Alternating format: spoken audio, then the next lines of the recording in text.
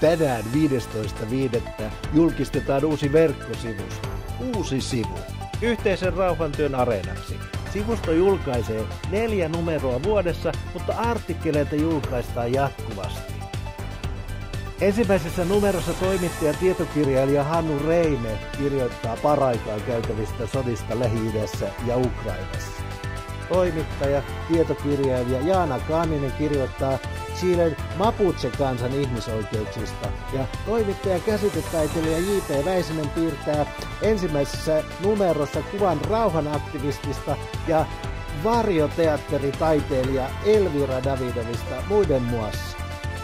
Toimittaja Hannu Reimen kirjoitus herättää pohtimaan ihmiskunnan vastuuta ja kansainvälisen yhteisön roolia rauhan edistämisessä synkkien globaalien realiteettien keskellä. Hannu Reime on toimittaja ja tietokirjailija, joka teki pitkän päivätyön Ylen radiouutisissa. Hän on kirjoittanut muun muassa kirjan Israel-Palestiina 2 kansan luvattu maa, Like 2003.